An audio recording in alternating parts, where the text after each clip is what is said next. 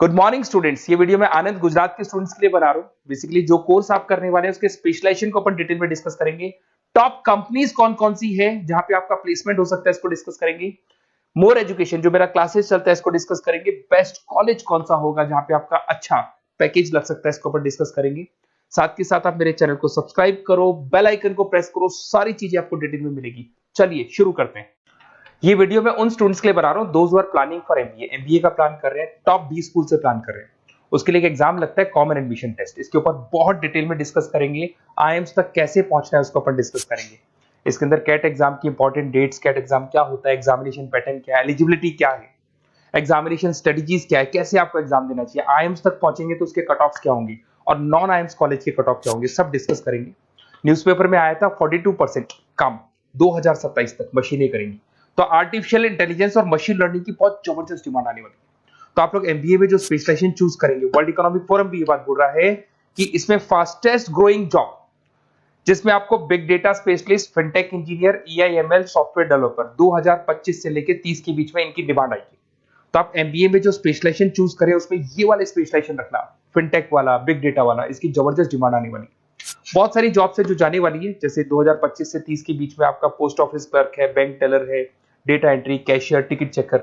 अगर आप कैशियर की बात करें, जरूरत ही नहीं है बैंक में, आप विड्रॉल भी मशीन से कर रहे हो, डिपॉजिट भी मशीन में करवा रहे हो, पासबुक अपडेट मशीन से हो रही है, तो यहाँ पे मशीनें काम कर रही है। तो बहुत सारी जॉब्स आने वाली और जाने वाली है। तो आप स्पेशलाइजेशन वो चूज करना जिसकी मार्केट में जबरदस्त डिमांड है। बेसिकली मेरा क्लासेस चलता है, मैं एमबीए को पढ़ा रहा हूँ 2006 से। 17-18 साल का एक्सपीरियंस है, बहुत सारे बच्चे निकाल चुका हूँ मेरे पास।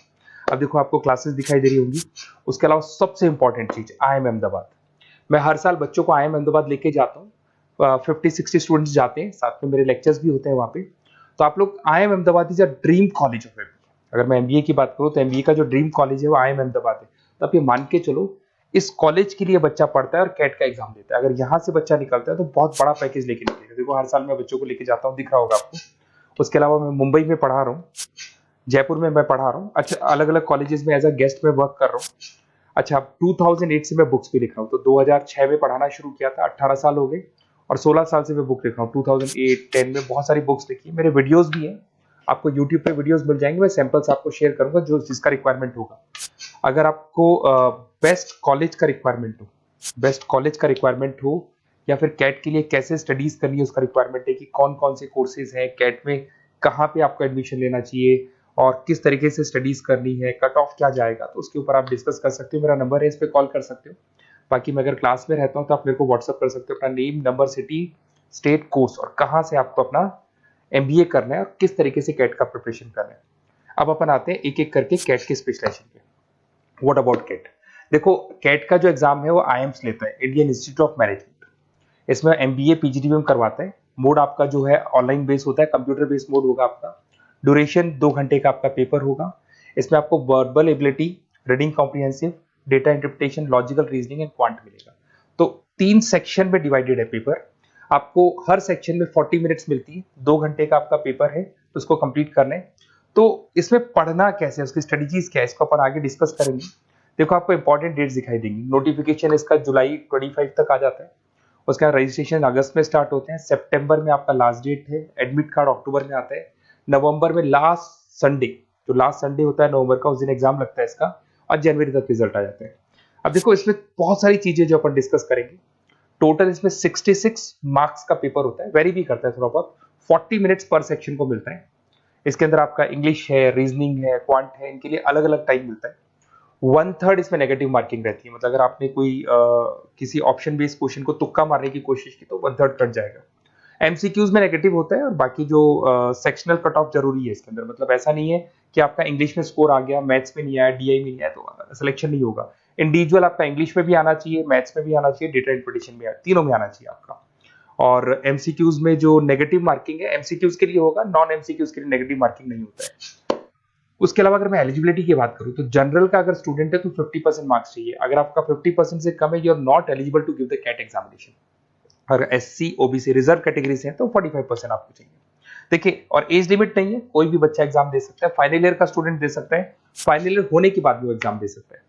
अगर मैं स्ट्रेटजीज की बात करूं, देखो बार बार मैं एक चीज बता रहा हूं, जब भी आप पेपर को अटेम्प्ट करते हैं इसमें टाइम कम होता है, क्वेश्चन ज्यादा होते हैं। तो यहां पर आपको रिजेक्शन आना चाहिए, सिलेक्शन नहीं करना है, रिजेक्शन करना है। बहुत सारे ऐसे क्वेश्चंस होते हैं, बहुत इजी है, उसमें 4 से 5 मिनट खराब हो गए और आपने उसका राइट आंसर निकाल दिया। अरे भाई वो 5 मिनट में 5 क्वेश्चंस करने थे आपको, उस क्वेश्चन में फंस के आपने 5 मिनट खराब कर दिए।